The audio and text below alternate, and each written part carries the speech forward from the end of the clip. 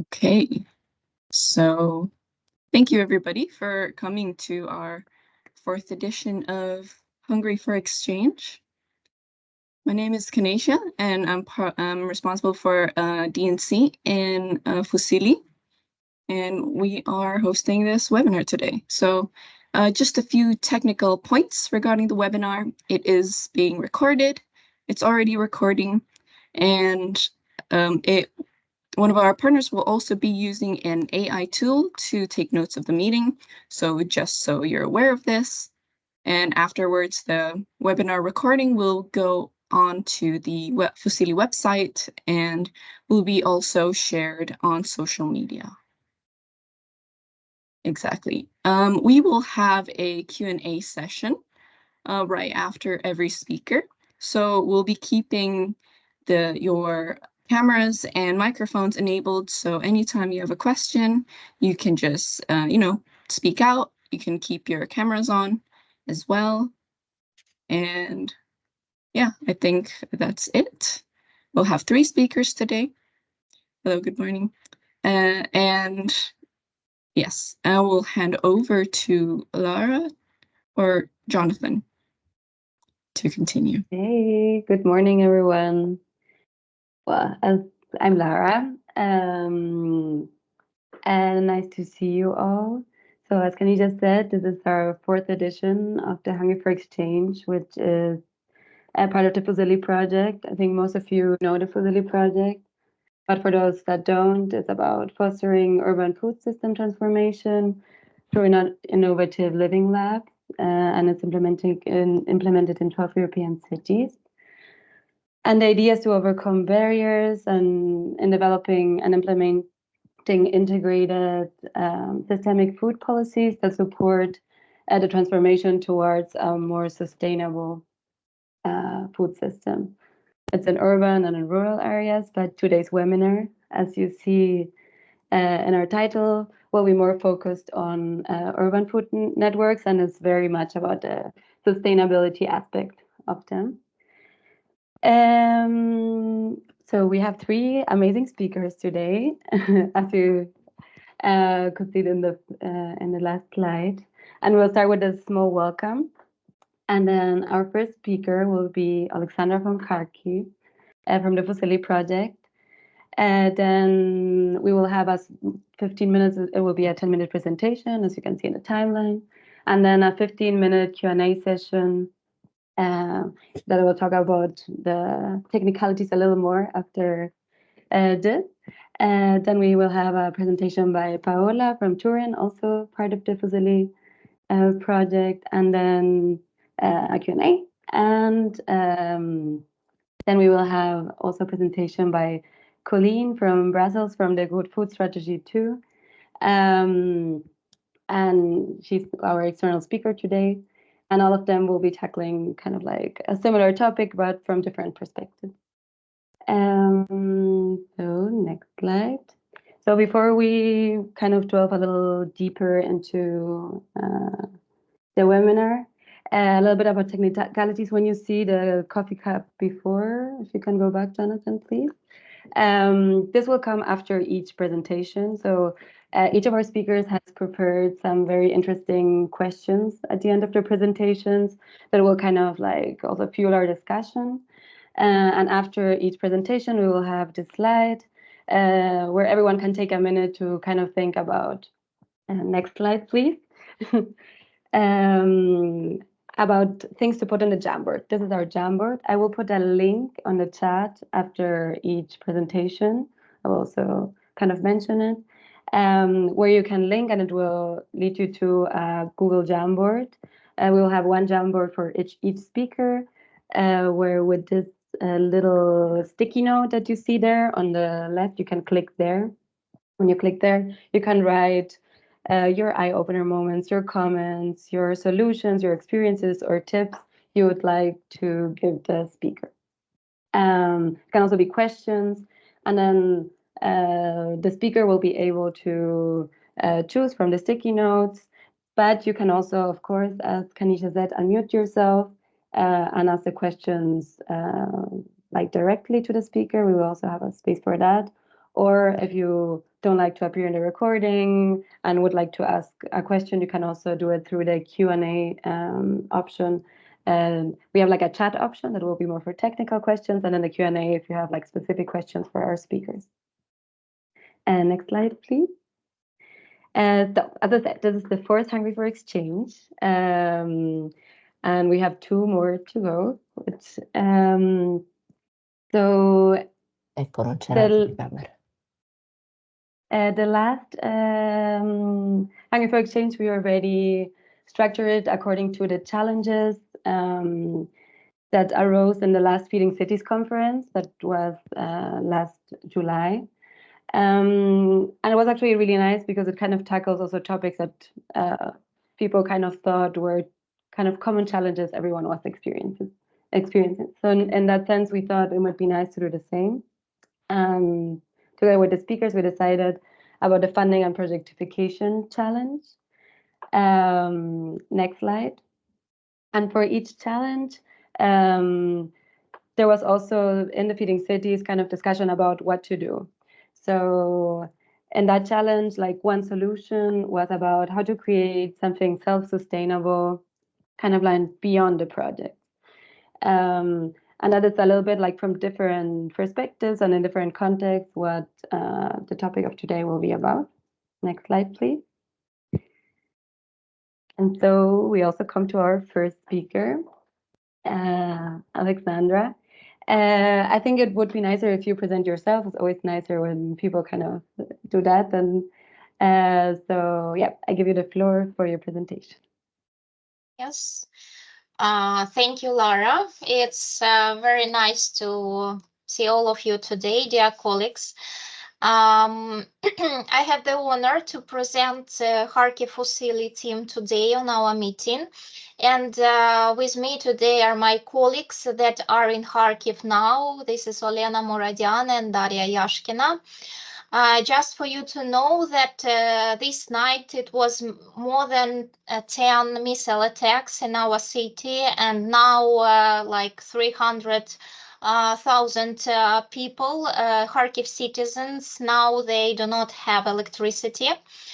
They do not have internet, and today we will talk about how the case of our city, the city that is experiencing the war phase more than 2 years already, contributes to general understanding of food sustainability issues. And I would like to focus on especially alternative solutions that our stakeholders have elaborated during the war phase in Kharkiv city.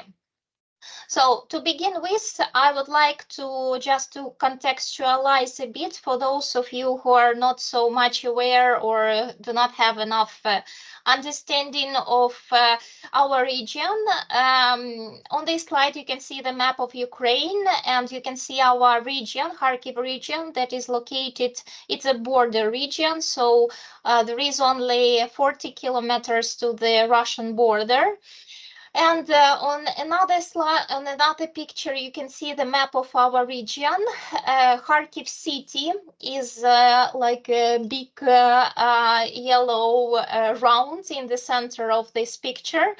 And on this picture, you can see actually the Kharkiv region, and the green part, this part was actually occupied by Russians since the full-scale invasion, and this part was liberated by Ukrainian military troops in September 2022. And this small red part, this is the territory of Kharkiv region that is still occupied by Russians. And actually, this is where the front line is located. And yes, so you see how harmful is the war impact in our region now, and this situation continues more than 2 years already.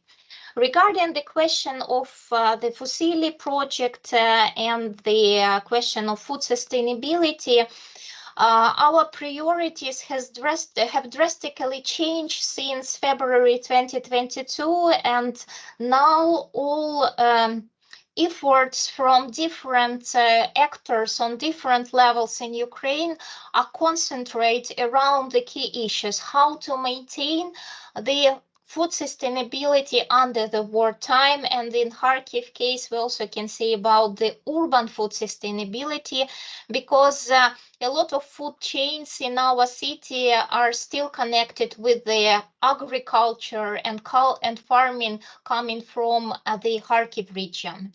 So in this regard, I also would like to mention the key challenges that we began to experience in the Russian full-scale invasion, and we are continuing to experience in it now. First of all, as I mentioned, this is blackouts, and especially maybe the last month is very unfortunately this situation is very relevant and on the agenda, especially in Kharkiv region, because a lot of our power station were actually ruined by the Russian missiles. So in this regard, the question of how to cook, yes, how to prepare food, it's like the everyday question for many of citizens in our region. I also need to mention that the question of demolition and mining are very relevant in our region, because as you have seen, it's almost the third part of our region was under occupation, and a lot of agricultural territories, they are still mined. And for sure, we need to mention the disruption of well-established food supply chains and logistical networks, because a lot of provision, a lot of products that Kharkiv citizens are used to buy and consume every day, they came from primarily Kharkiv region.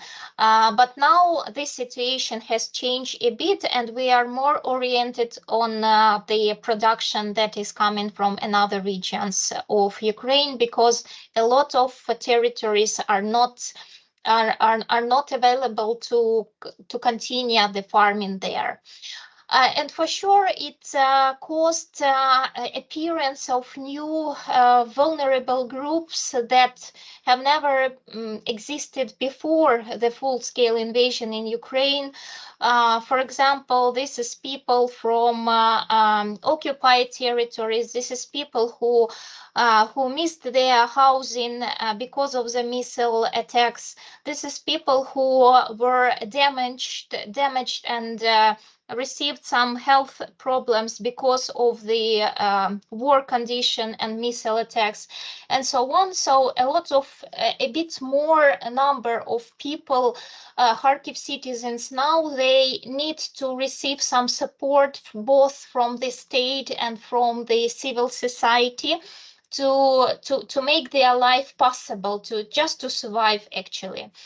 And in this regard, the question on how to maintain the food sustainability and maybe how to elaborate a bit another approaches is on how to actually to maintain the food system in Kharkiv region in the most efficient way under the wartime is very relevant question, and this is something that we are continuing to work in the frame of FUSILLI project and in the frame of Kharkiv city network that we established as one of the part of our project. And in this regard, we are especially focused on developing of alternative solutions and innovative practices that can be used in such critical condition that we are experiencing now.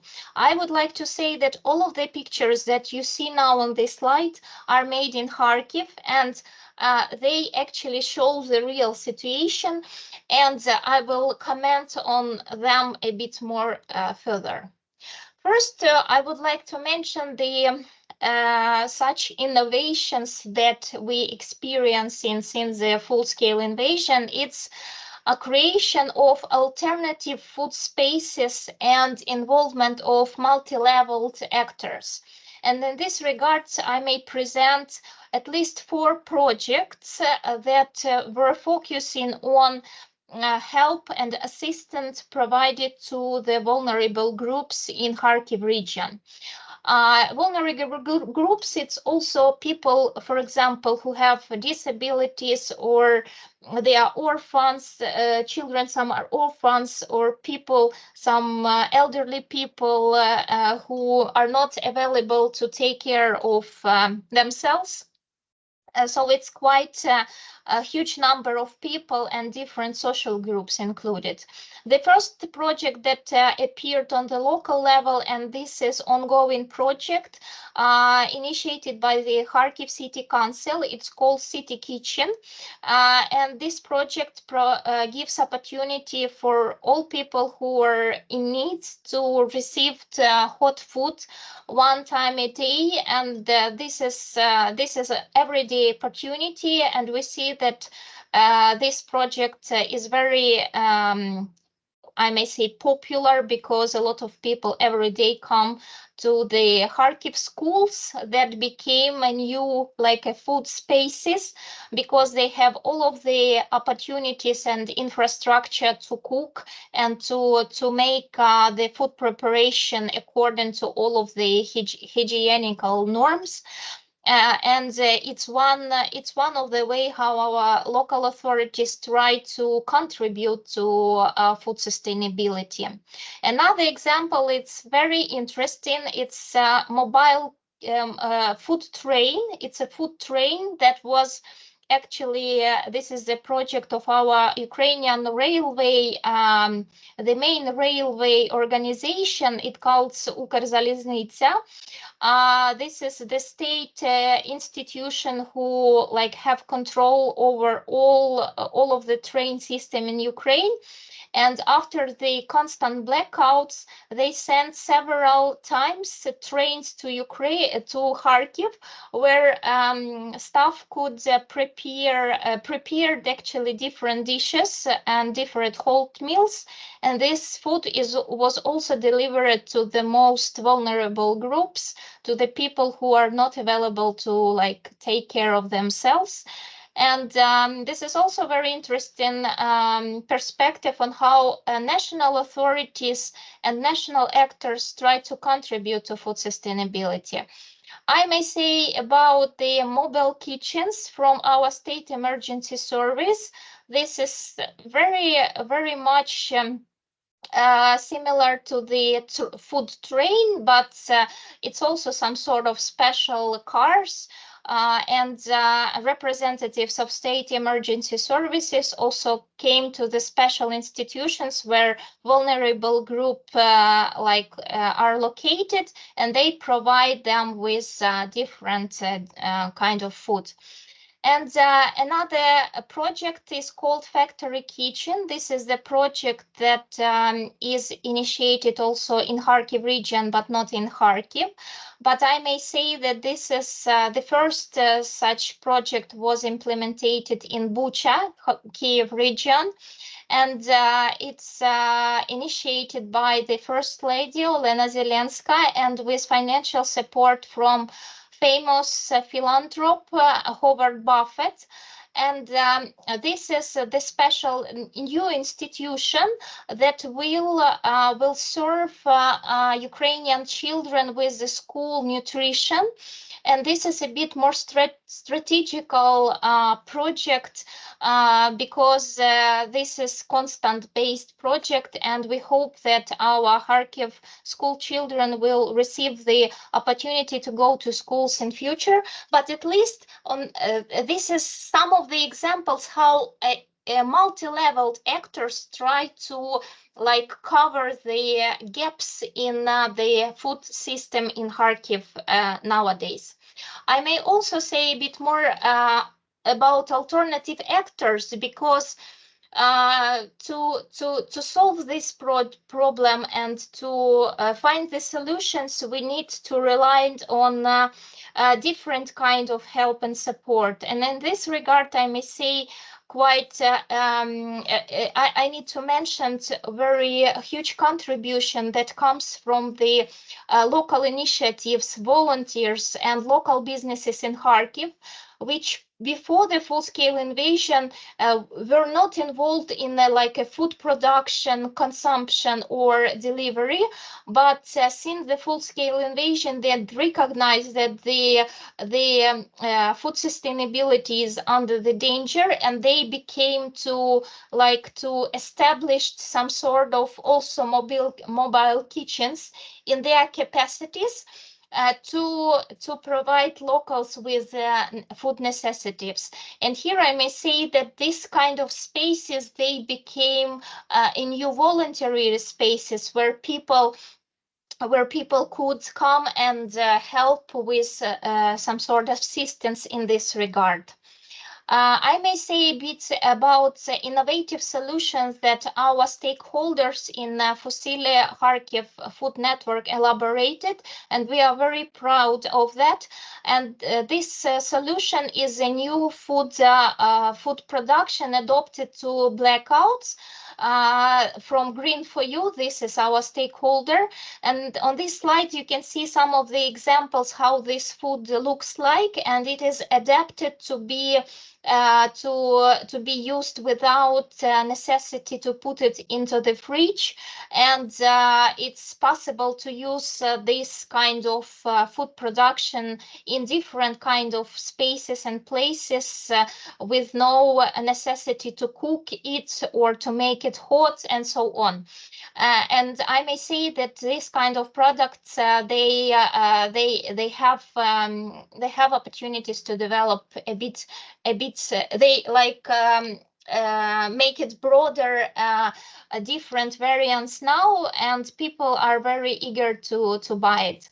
And also on this slide, you may see the new practices that locals, like new food strategies that local people now are experiencing. And this is cultivation of greenery and vegetables within own apartments and like the urban places, because people try to make it secure that they will have access to some of the greeneries and some of the vegetables. It was not so common before the full-scale invasion.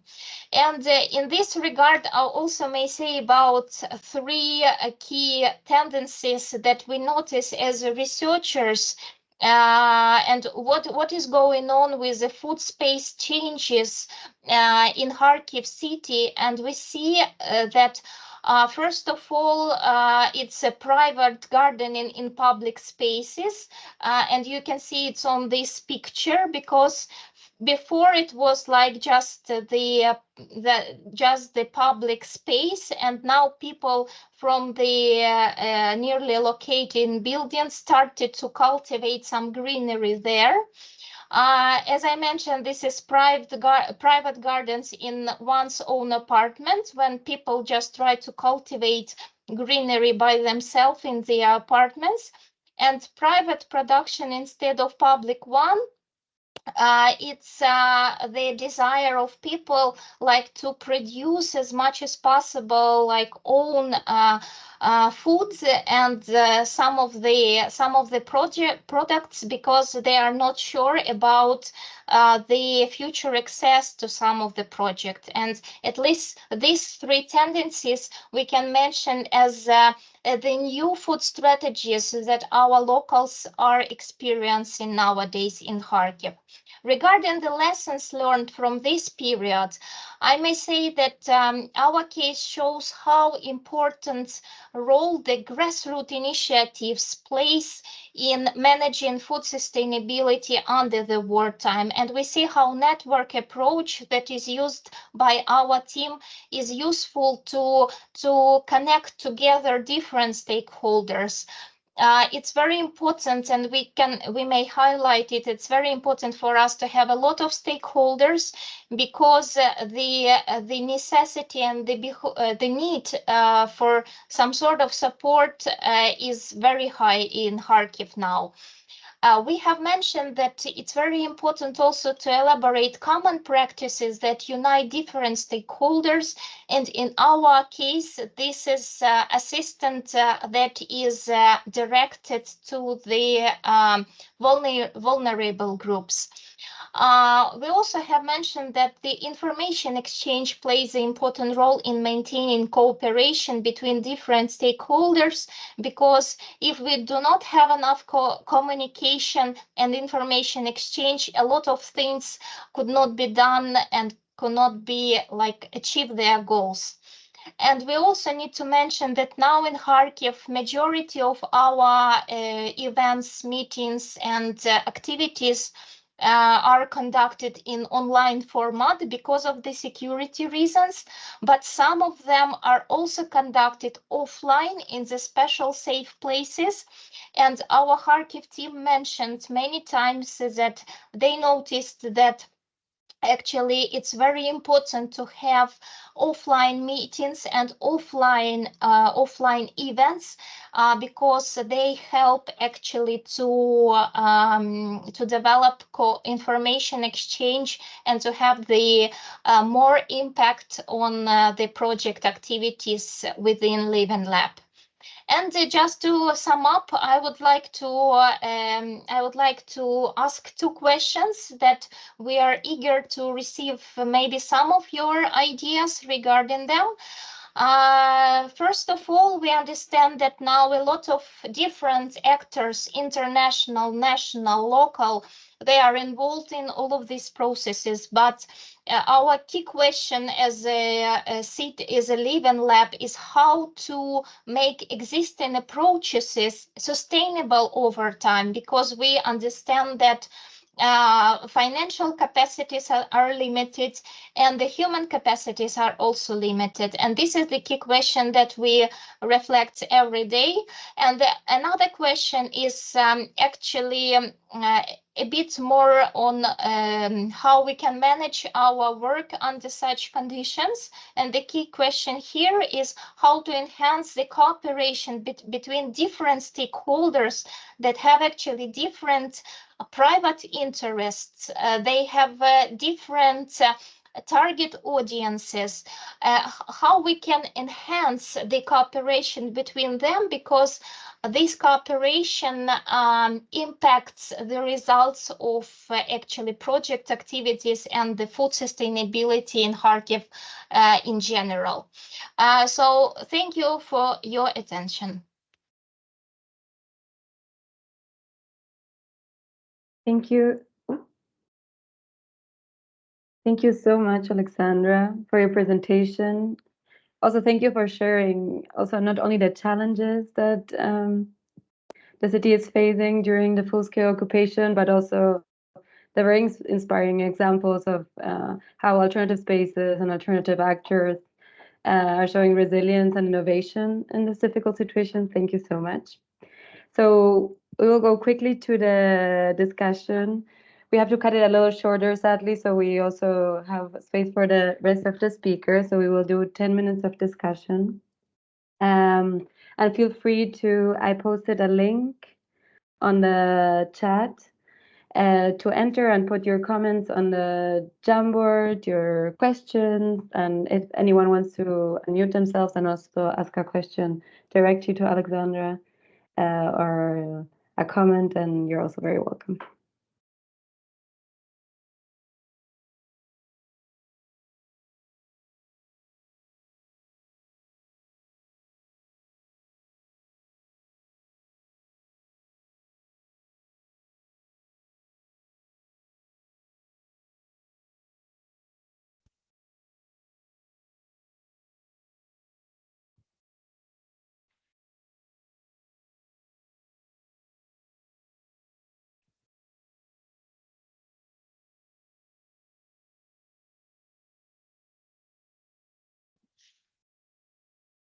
I will repost the link.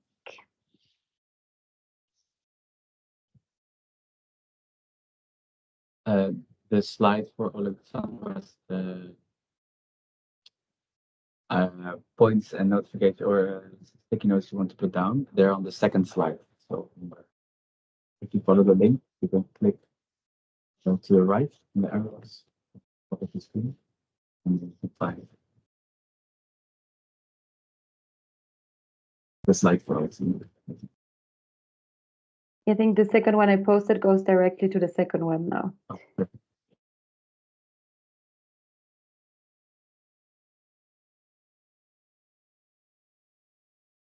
I see the question from Einar in the chat. Private gardens on public lands, can this be categorized as community gardens? Is there any joint neighborhood organizing behind these initiatives? Yes, it's a very good question, actually, because maybe yes or not simultaneously, because it's actually the usage of these spaces. This question is not arranged with and agreed with our local authorities. So it's like bottom-up initiative now, and we are we are realized that this question is need to be discussed and need to be arranged with our local authorities.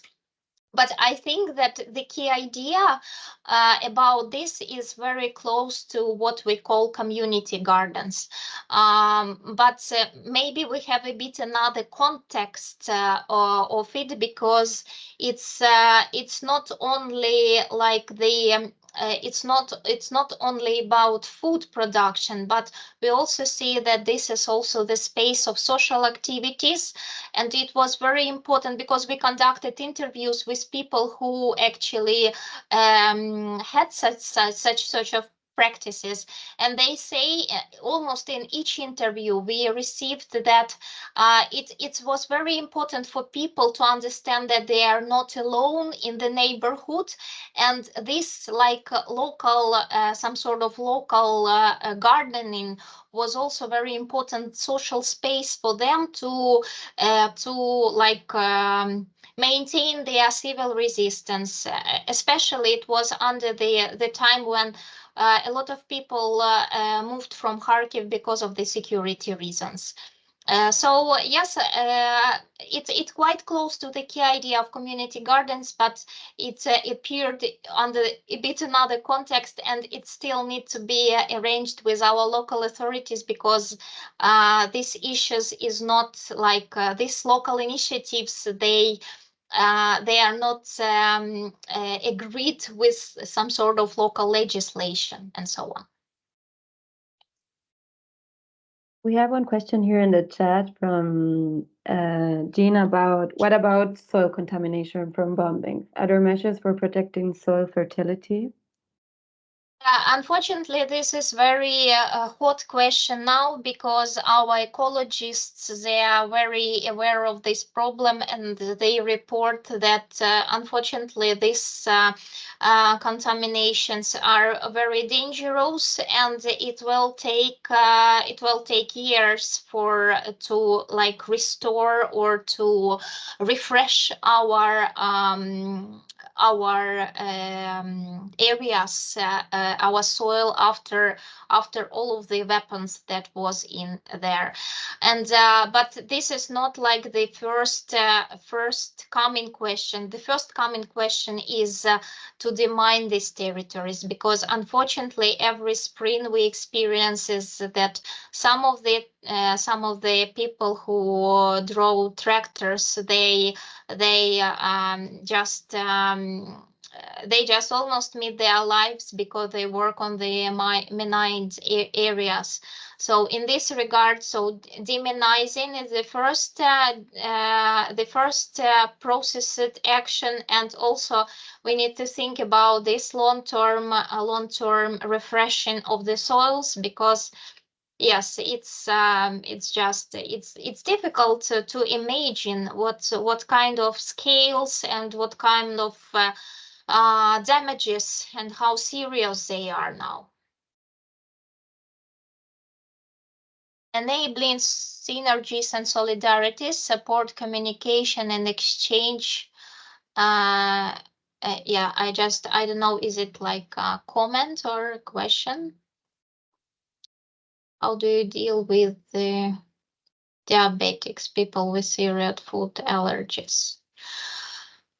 Oh, yeah, it's actually a very difficult question, because for sure in such kind of conditions it's very difficult to think about all possible variants, gluten-free, lactose-free, and other like modern approach to food. But for sure there is some sort of criteria, and people can choose and can like ask if they have some sort of allergies and health problems that makes it impossible for them to receive some kind of food. And in this regard we also take contact with our local authorities, because they have all of these statistic and needs, and this question is a bit more arranged.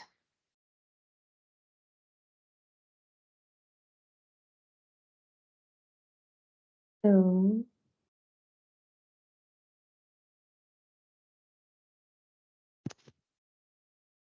we have time for one more short comment maybe, and then we will on with Paola's presentation. Maybe because I see Olena Muradyan, who is Kharkiv team leader, maybe she would like to say a few words. Yes, hello everyone. It's just a short comment to the previous question about the soil contamination, etc.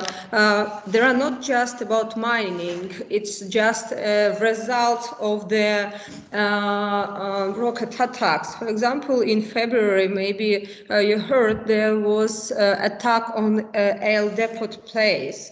And actually, there was a situation that during this shale, about 3,000 tons of oil products fell into the river on the ground, on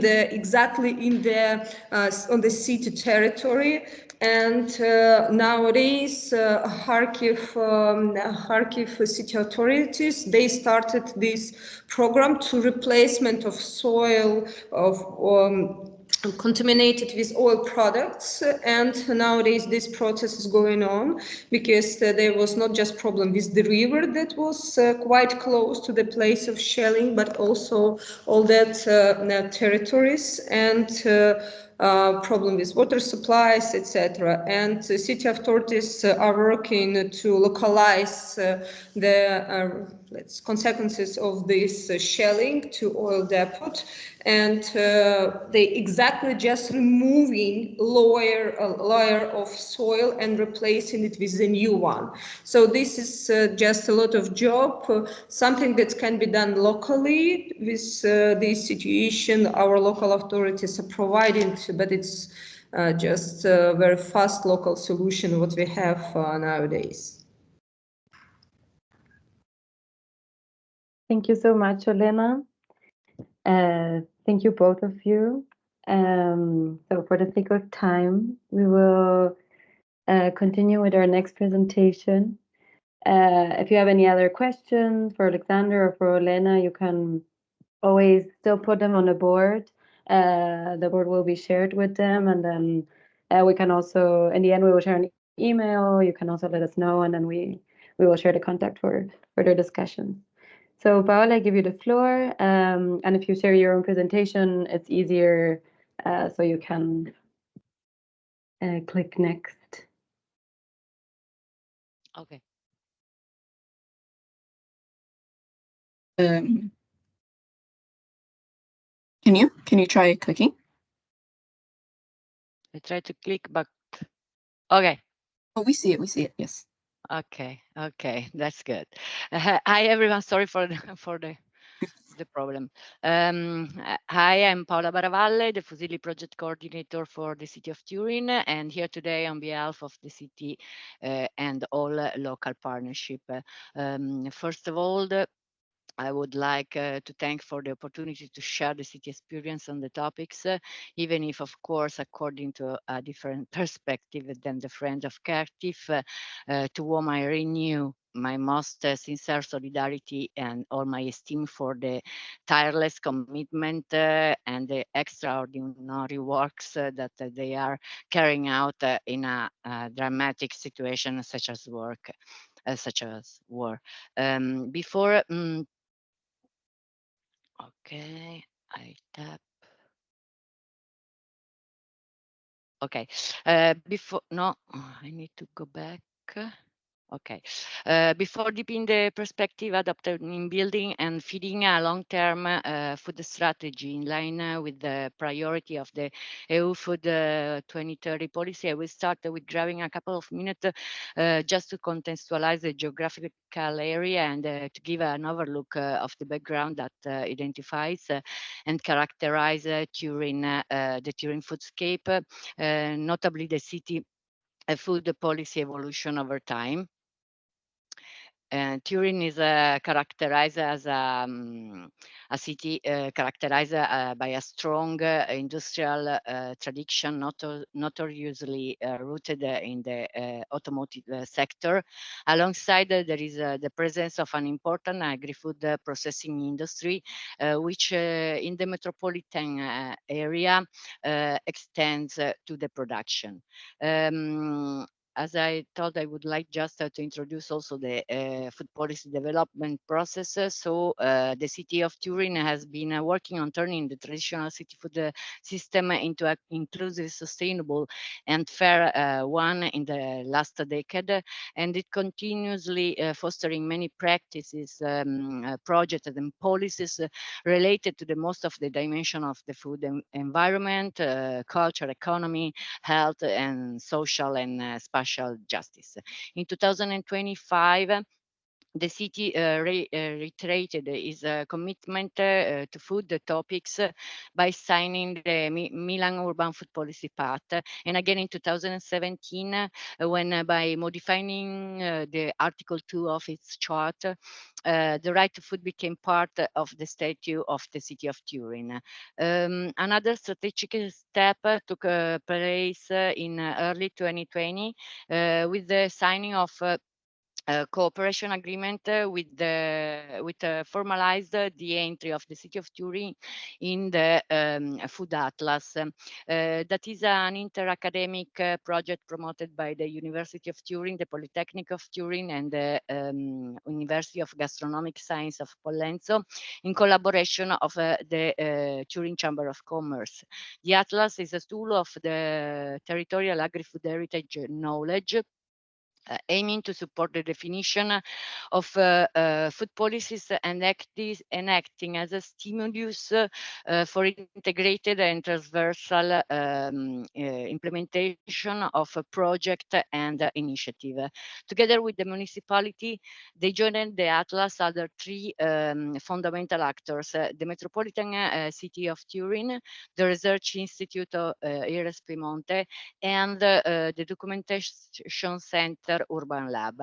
By joining the Food Atlas, the city of Turin has guaranteed a more structured dialogue with the strategic players in the area, and favored a privileged space of shared systemic comparison on the food system, especially the presence of the metropolitan city ensured the launch of a significant interaction between the city and peri-urban and its peri-urban and rural territory.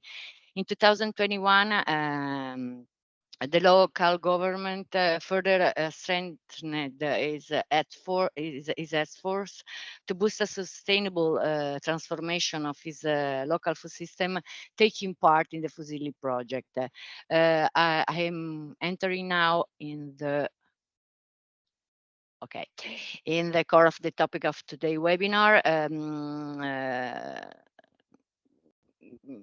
The city identify a key question which direct its work: how to foster and promote a local urban food system transition aimed at generating lasting sustainable development opportunities.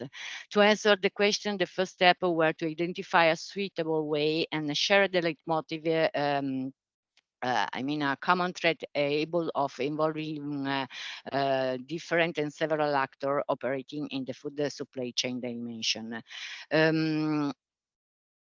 Taking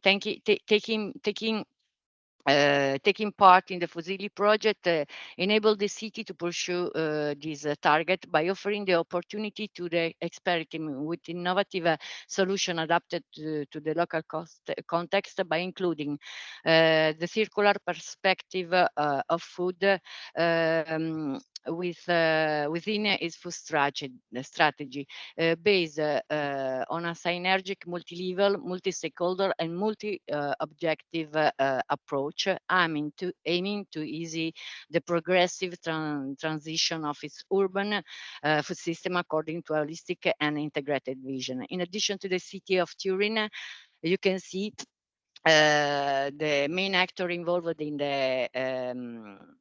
the FUSILLI implementation, in the Living Lab implementation, have been the Fondazione Comunità Mirafiori, the local partner Orti Generali, the University of Gastronomic Science, and the University of Turin, and of course their respective stakeholder network. In this light, the planned and performed action within the Turin Food Innovation Living Labs from now to fill mainly focused on promoting a food circular model to progressively replace the classic linear one to build new opportunities for more sustainable local development and strengthen the territory inhabitants resilience. Indeed, the application of the circular model guaranteed a systemic approach able of placing at the center of every decision-making process, the protection and regeneration of the natural capital on which the human, cultural and economic ones are associated, in respecting the limited resources of the planet, offering at the same time a fair space for civil society. The possibility of acting within an open and dynamic ecosystem as the Living Lab once gives shape to articulate series of a synergic intervention where a local key actor co-design and develop shared sustainable solution aimed to later replicate the successful results to larger scale in the city, characterizing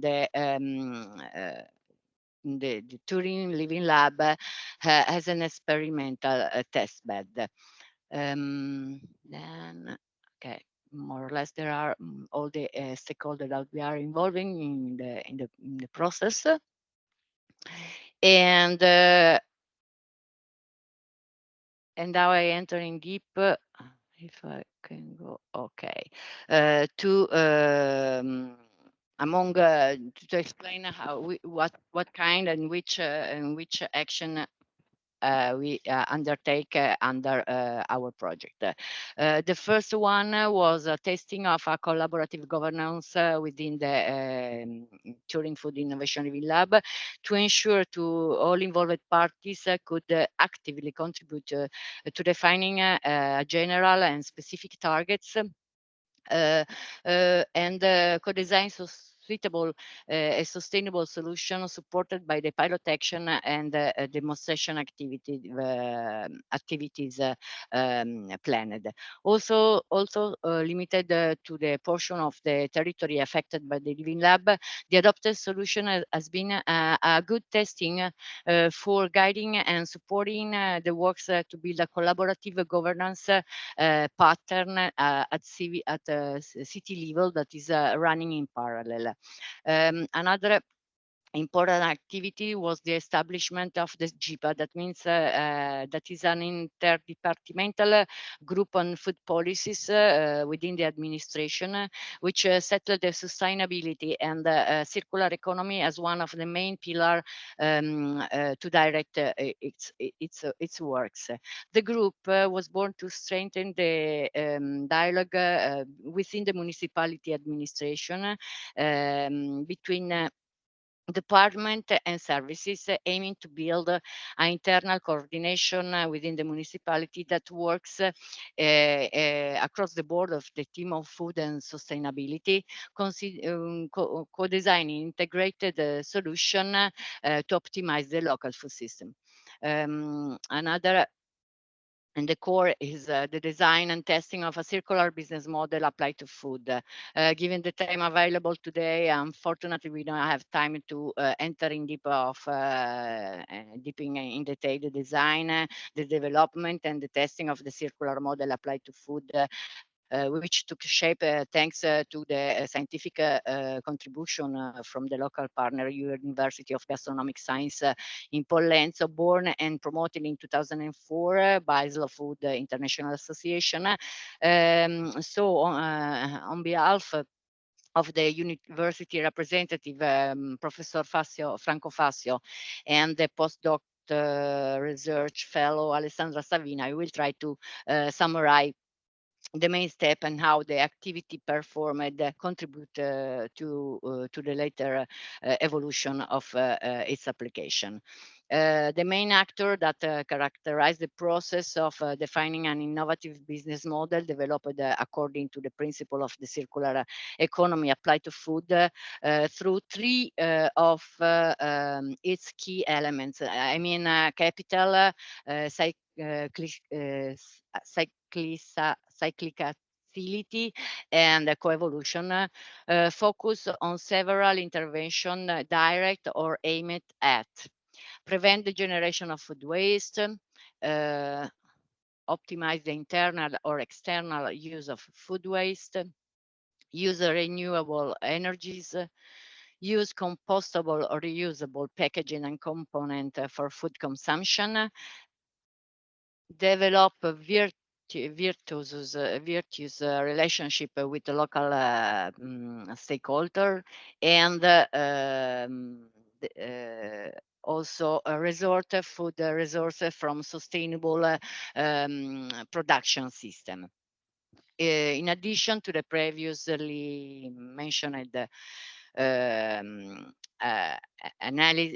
action analyzed through a preliminary holistic diagnosis, other activities have been carried out. Specifically, the design of an innovative circular economy gastronomic products with several variability with seasonal variability to be included in the offer of the two pilot establishment to start the implementation of the circular restaurant and the circular kiosk through the involvement and the collaboration of between local stakeholders.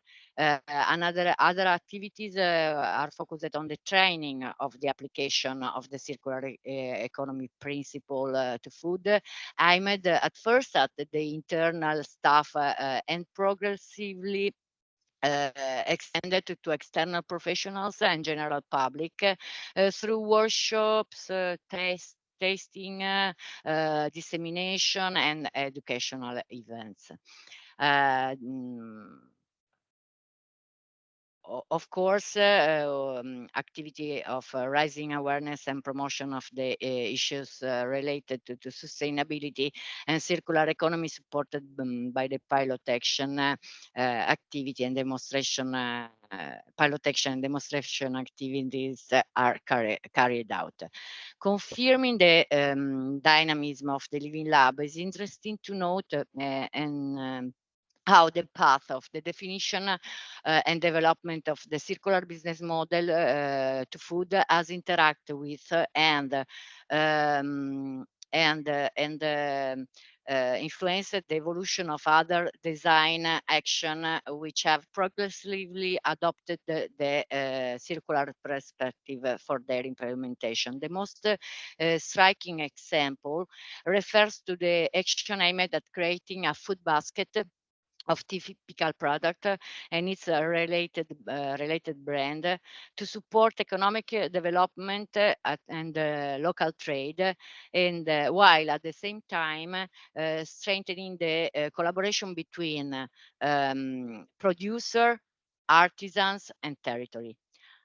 Among the new products conceived, developed, included in the Mami Food, this is the name of the food basket brand that means made in Mirafiori.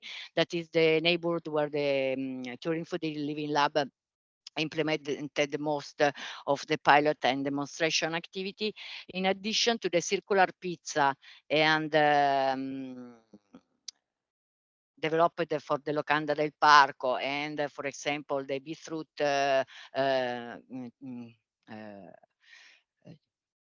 ketchup developed for the Orti Generali.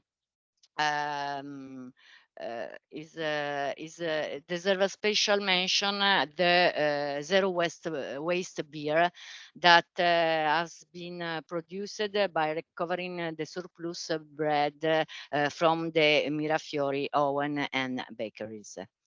As you can see, these spontaneous evolution also supported by the tool versatility as is the circular business model and the progressive and positive results achieved by the pilot action developed encourage the promotion of the circular business model. And the next coaching and consultancy activities on its application to businesses and small and medium enterprise in the agri-food sector, realized once again thanks to the University of Gastronomic Science of Pollenzo contribution.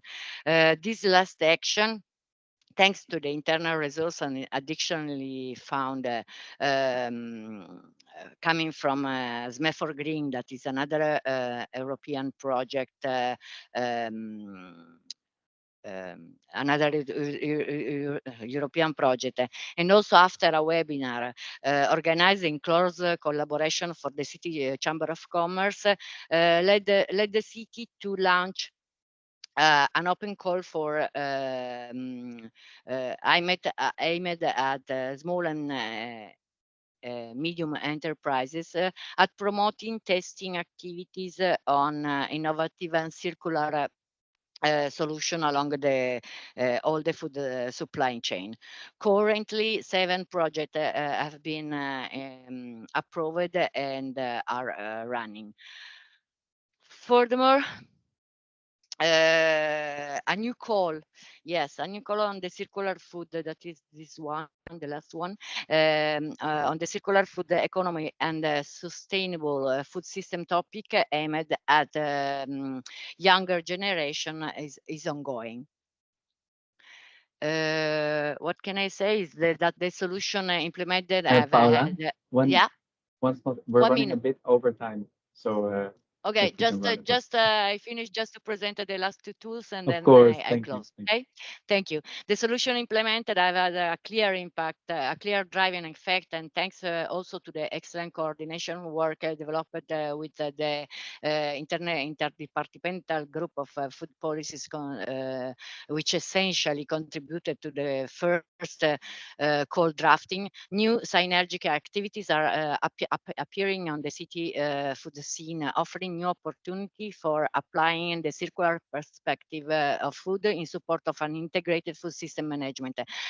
Before wrapping up, I want to just to introduce 2 additional tools that play a key role in boosting the overall adopted strategy: the Turin Food Metric reports and the guide for a city of Turin food policies.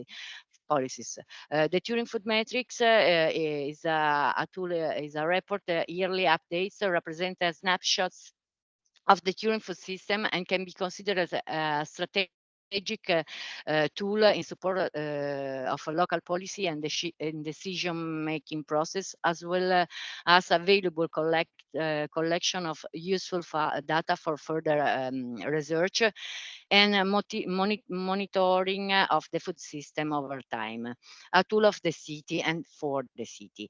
If you are interested, there is also available an English version of the food metric report. If you're interested, I can share it, the link in the chat. And I finish with the guide approved by the Municipal Executive Board on December 2023. Yes.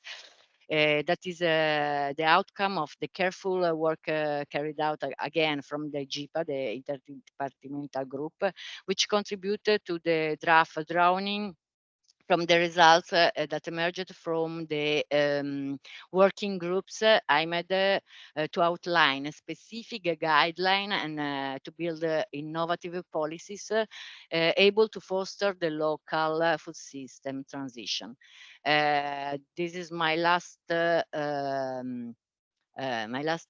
slide with two closing questions. How can the city support the several stakeholders over time in this transition process in addition to defining target policies, launching awareness campaign and accompanying the path with calls for testing? And the second one is, what complementary action could strengthen the general strategy and extend and stabilize the process over time? Thank you for your attention. Thank you so much, Paola. So we'll go very quickly to the Q&A because we already have some questions that were posed during the presentation. I posted the Jamboard in the chat again, so you can access it and add any more questions you have. Jonathan will share the Jamboard now, so you can already start maybe looking at the questions that were asked, and if anyone also wants to unmute themselves and ask. We have maybe time for a 10-minute discussion, the longest, so we also have enough time for colleagues.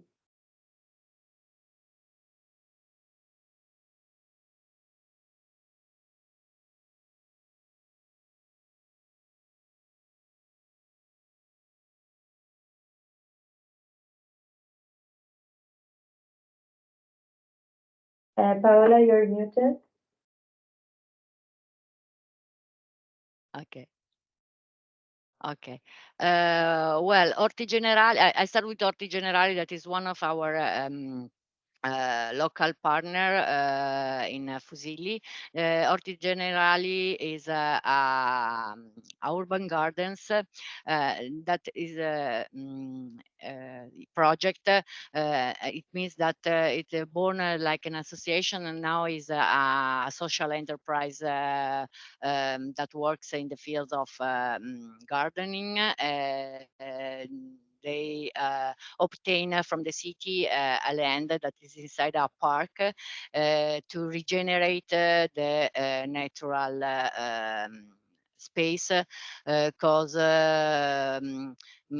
I have no time to explain what happened in Mirafiori neighborhood because it is characterized. It is a neighborhood born to permit to the workers of the automotive industry to live very close to the industry and the enterprise. But after the, of course, after the as I said, the automotive sector crisis, the neighborhood suffer a lot of and a lot of problem emerged from in the neighborhood. So we are trying to renew and also try to make the community reinforce the community value involving the inhabitants, also building this urban gardening. And on the other side, I would like to get a few process and outcome. Just one thing, Dirk Washer, you're raising your hand. Did you want to ask a question? Sorry? There is one of the attendees, Dirk Washer, raising his hand. I'm not sure if in chat, or maybe you can continue. Maybe it wasn't on purpose. Okay. Okay, and then okay, yes, the process. I can, if you have, great to see your process, and I come from the collaborative governance works. Yes, sure. What can I say? I share also is the guide that is the results of the working groups that take. We develop during the interdepartmental group appointment and so maybe some suggestion could and all the process that could emerge from the guide. And how does the right food play out in practice? Well, this is a commitment for the city. I can also quote what I will also, yes, I quoted what we put inside our statute chart in modifying the Article 2.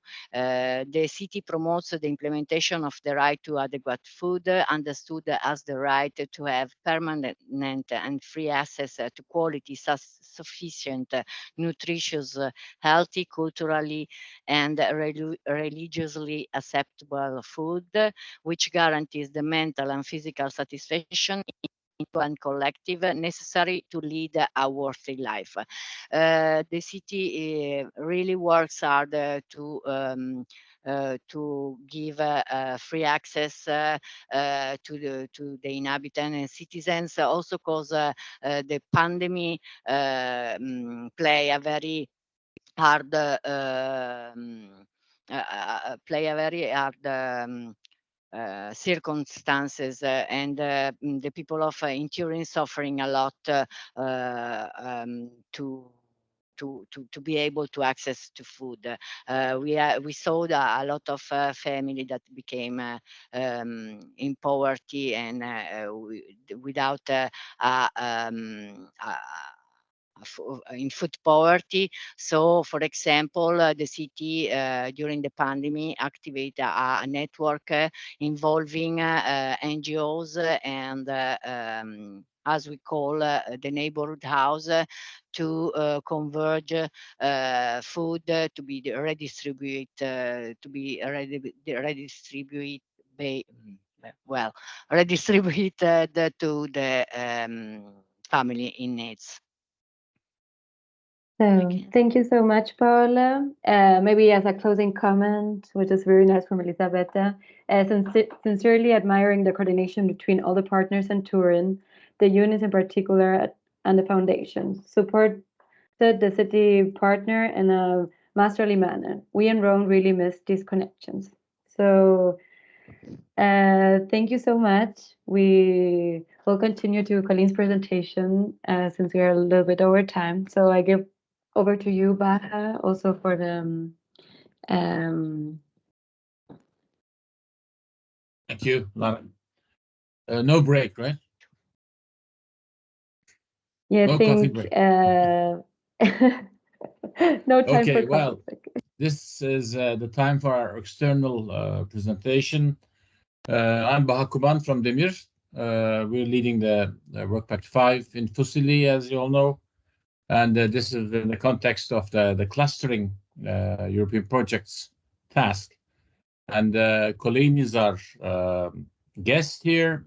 Just short information on Colleen. She has food in her heart. She was born into a farming family, and she's been involved in food for quite a long time. I think she's been working in Brussels food system for at least 4 years. Brussels, of course, we all know Brussels is one of the earlier movers in the food change movement, let's say. And I think it's interesting to hear what Colin has to say about the second program of Good Food.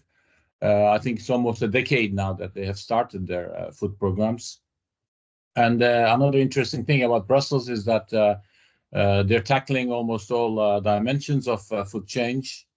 And it's interesting to see that there are hints of metrics of the transformation in Colin's presentation, because as you know, we're all working towards changing the food system, but are we really beating the same old path, or are we really making progress? How do we measure it? These things are important, and Brussels, I think, has some headway in these issues. So Colin, the thing is yours. Please take it away. Thank you, Baha, for the introduction. Can you see my screen? Yes. Yes. Yes? Yes. Great. So as you said, my name is Colleen and I work for the coordination of the Good Food Strategy in Brussels, which is the sustainable food policy of our Brussels capital region and co-sponsored by about 15 different public administrations in Brussels. You already mentioned it, but Brussels is really considered as a pioneer, as the region was the first region in Belgium to launch a food policy and is still one of the only 4 regions in Europe to have such a food policy. And even if we have the name of the title of a region, we do still have the size of a city. So all the dimensions of our strategy are very connected to local food systems. We are all aware how crucial it is to transform our agriculture and food systems. So let me take you through our journey to make it happen in Brussels. We all have the same starting point, that one ambition we share, which is our common cause in which we all believe. And I'm here today to share it with you. Towards 2030, we aim at requalifying our whole food system towards a more sustainable and resilient model. And it all started in 2015 when we launched the first strategy, which resulted of the association between the regional environmental and employment agencies. And in about 5 years, the first strategy already led to concrete achievements such as promoting sustainable self-production, speeding up the transition of canteens and restaurants, supporting citizens, etc. But in 2021, we really wanted to reinforce what had been initiated with the first strategy, and we entered a year-long participatory co-construction process that brought together about 300 stakeholders representing the entire food supply chain. It was very innovative for our administration to engage all the stakeholders, civil society, private sector, academics, the different governance level, the citizen in working groups and discussions towards governance. But finally, in 2022, we succeeded and we adopted the second food strategy. And the added value of the second one compared to the first one is that we not only work with the Environment and Employment Agency, but with the 15 I told you about previously, including social health stakeholders. And this is especially important from Brussels, given that about 1/3 of our population has an income below poverty line. So we really have to work on geographic, financial, and cultural accessibility of the good food. So we have our vision I told you about, we have our strategy maps, but how we make it happen. First, we have to share a common language among all stakeholders. So I guess you're all familiar with what is a good food diet, but we see it as a diet that has a lower impact on the environment, which is healthier for humans, but also a plate that is better balanced with seasonal, local, fresh ingredients and limiting food waste. But of course, sharing a common definition is not enough. We also need adequate governance processes, also because we need to make all these stakeholders collaborating towards our shared objectives and really put efforts into designing these multi-level governance systems that are very connected to our local stakeholders for an efficient approach. It goes all the way from the left with the political levels to the right, including our all good food community. And to ensure the effective coordination of the strategy, we work with the coordination committee, including the 5 main administration, and they are in direct contact with the working groups, which are in charge of the operationalization of the strategy, but also connected with other governance bodies, such as the local governance. We have about 19 municipalities in Brussels, and each of them could be considered as a small city. Some of them even have their own local food council, but also with the other regions of Belgium. And we have also a very important group of actors here, which is the Regional Food Council, including association, federation, advising the coordination committee with feedback from local professionals. So as I said, we all work together towards the shift of the food systems. I show you how we organized to reach our objective, but now I guess you're all curious about what we concretely do. And we've summarized it on a plate, of course. We've identified 5 opportunities to work on. Each of these opportunities translated into operational actions. We have about 95 actions in total. And these teams promote agroecological production, sustainable food supply, transformation and distribution, ensuring food access to all, and finally, reducing food waste and loss. We are also following these 4 cross-cutting principles. I've already detailed our participative system of governance work to break down barriers, but we also intend to meet global challenges such as protecting nature, biodiversity, tackling climate change, but also to meet local challenges such as the diversity of our urban landscapes and communities, and the need for an integration with our social and health policies. To make it more concrete to all of you, I will give you a few examples of local projects we are running for each of these teams. At first, we really want to support the producers who are committed to an agroecological model, as well as do the producers on the transition. And to do so, we are now reviewing our land legislation to make it more accessible to our producers. And as mentioned by Baha, for each of our objectives, we have set target figures, which we constantly monitor. Regarding our second project for food production, we do not only want to work with professionals, but also with citizens. We want to develop citizen food production in public and private spaces to contribute to the food accessibility in town. And to give you an example, we are now in a test phase with 3 projects in the neighborhood of social housing to grow local food there. As I mentioned, we also aim for a better connection between the food supply, the Belgian food supply, with the Brussels demand of good food products to a redeployment of our food chains. And one of our key projects here would be the development of regional logistic hubs. We are also willing to support new businesses or existing one scaling up to encourage the large scale food processing operations of good food products. And here to do so, we have a good food incubator for innovative food processing projects contributing to the creation of quality jobs. Regarding distribution, we really want to stimulate the catering sector, including canteens, restaurants, catering companies, to serve more and more good food meals. And this canteen and restaurant can be labeled as a recognition of their efforts to respect the good food practices.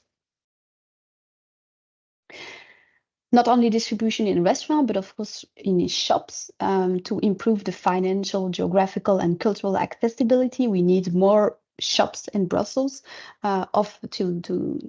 where you can buy good food products, such that more Brussels inhabitants can take steps to improve their eating habits. And to do so, for instance, we support cooperative supermarkets. We are reaching Team 4. In our vision, it's very important that all Brussels residents have access to good food that is adapted to their needs.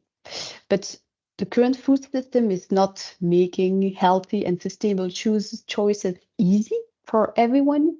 So we as local government really have a role to play in improving the food environments, to make these diets become more affordable, more promoted, more available.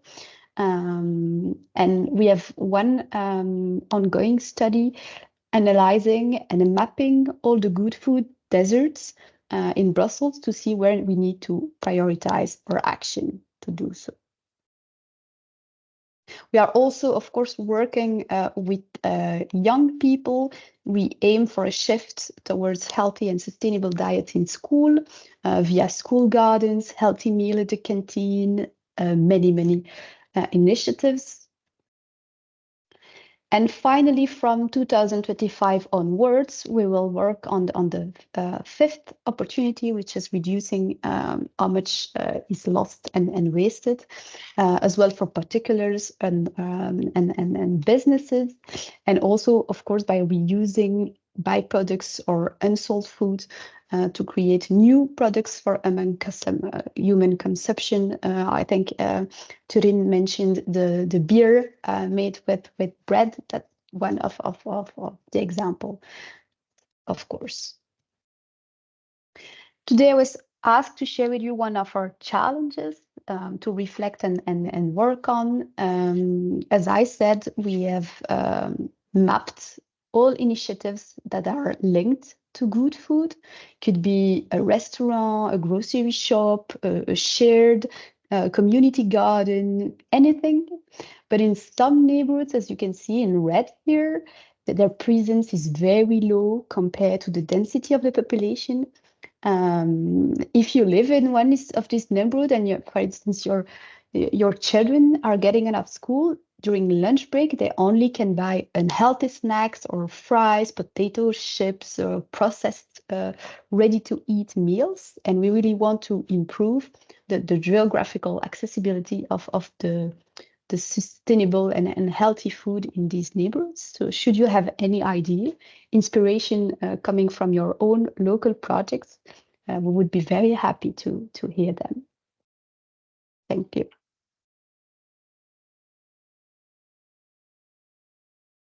Thank you, Colleen, for this extraordinary, I think, achievements and presentation. Lara, are we going for this coffee thing again?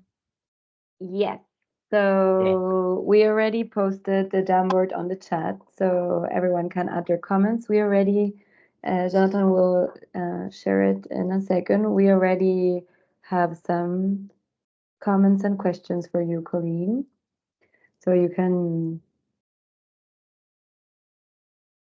I don't see any hands, but looking at the chat. Well, I have some questions. Can I also speak? Well, let me start. Well, really, quite an impressive achievement. I was saying from the beginning, but I was expecting this from Brussels.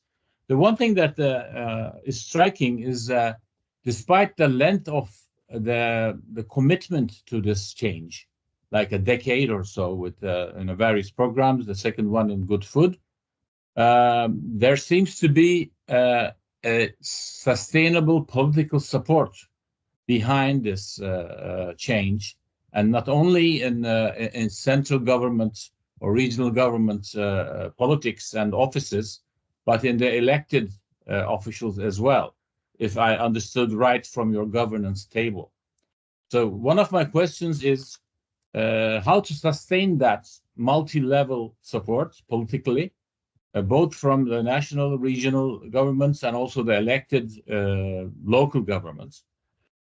The second question I have is, at what point in time was the social health units or entities involved from the very beginning? Because in some very interesting examples from the world, we have the health departments in municipalities initiate the food chain thing because of the health implications, obviously, and not only of the low-income families. As affluent Europeans become obese, like a third to 50%, this is becoming a serious health problem for the government. So I was wondering when the social health, the health entities, the governments or whatever they are, got involved in this political process. I have more questions, but let me stop there. So, okay, thank you, Colleen. Just a small comment before you answer, Colleen. So we're actually on the time of our webinar, but we will extend at least 10 minutes so you can answer the questions for everyone. You're, of course, free to stay with us and ask whatever questions you have. Thank you. I will first answer your first question regarding the multi-level support. I think one of the multiple ways to guarantee it is that we really have that stakeholder support, and they're really engaged and they want that to sustain over time. So for instance, we will now have elections planned in Belgium in June. Really big elections because there are as well as local, regional and federal. And the different stakeholders involved in our regional food council, and they have different opinions because you have very big economic federations versus environmental lobbies. So they do not always agree, but here they agreed to write together a note to the future government insisting on how the topic of food is how important it is for the future governments to invest on. So that's really something that is key and that make it longer lasting than just the 5 year of the political government. The administration is behind and stays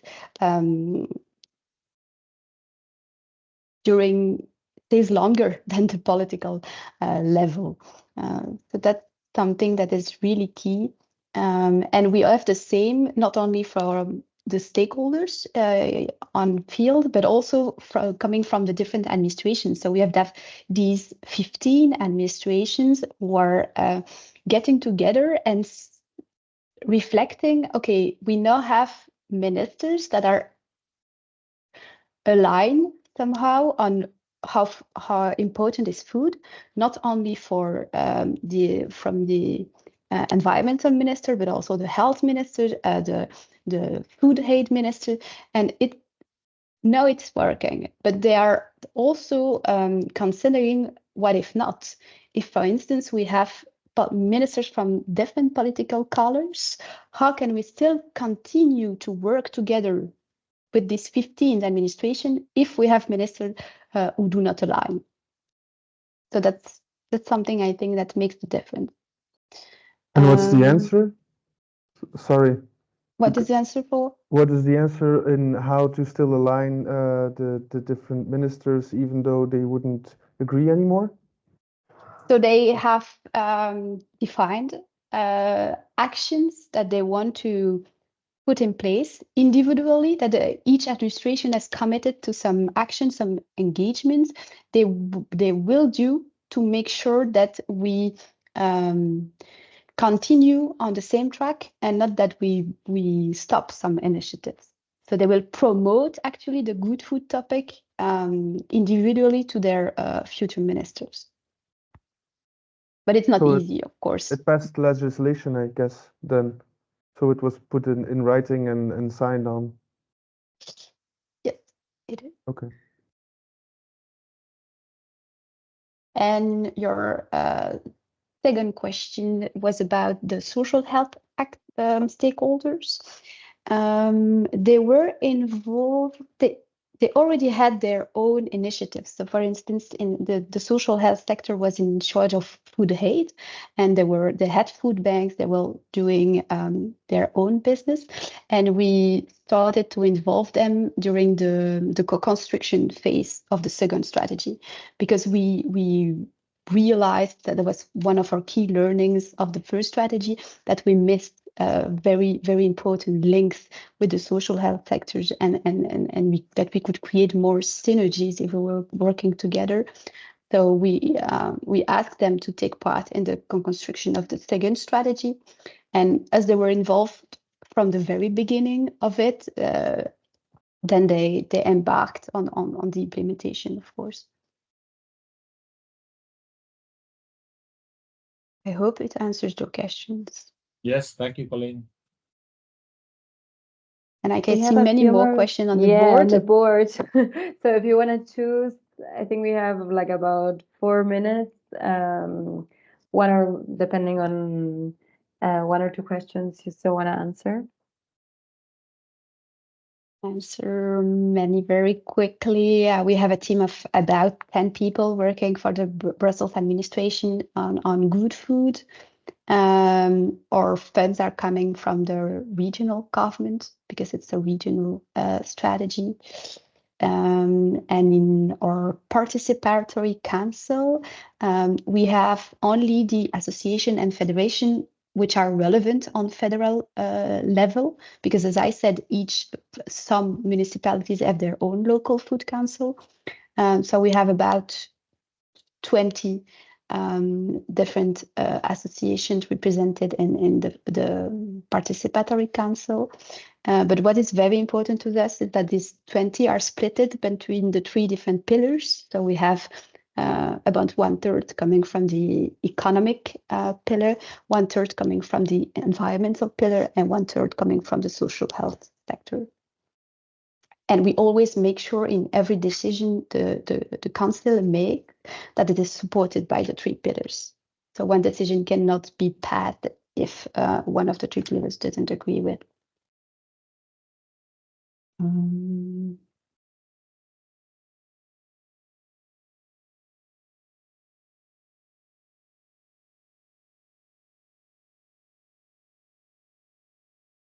Regarding the other question, how did you define good food so that the mapping was possible? We used a broader definition than usually, because as you maybe saw on the slides, we have a good food label, which is very strict, and you can only be labeled if you respect the good food practices. But for the mapping, we were well beyond that, because if we used only the restaurant and canteens that are labeled, we had very, very few initiatives, and that was not representative, because an organic store is also good food, even though they do not have the label. So we used all the knowledge bottom up from the different municipalities and stakeholders which are involved in our strategy. And all places offering healthy and sustainable food were considered as good food initiatives. Do I still have the time for one more, or do you want me to stop here? Maybe one short one, and then we close this. Short one. If anyone amongst you have more questions, do not hesitate to reach out to me afterwards. I don't know if my contact details will be shared, but otherwise I can share my email. Does the good food, I see a new one, does the good food labeling is compatible with European legislation? Yes, of course. That was one of our requirements. It is for now. If a new European legislation comes out regarding food, that we'll have to take it out, but it is the case for now. Thank you for all of your questions. Very interesting. Thank you. Thank you so much, Colleen, for your presentation. Thank you, all of you, to the 3 of you. It was really kind of like very different perspectives, but kind of working towards, a common goal. So it was very inspiring and nice to hear. regarding the future Hungry for Exchange, so our next one will be part of the next Feeding Cities conference that will be the summer in July. So we will have two modalities. We have the in-person Feeding Cities conference this year, which is very exciting, which will be part of the East for Us conference at the VU in Amsterdam from the 16th to the 19th of July. But we will also have a larger online event. We haven't set the dates yet, but it will be in the beginning of July. And the Hungry for Exchange will be part of that, since I think in an online modality also more people are able to join us. And then, yeah, just thank you.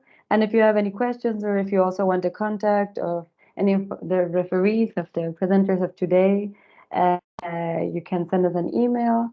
Yeah, and we're looking forward to seeing you again soon.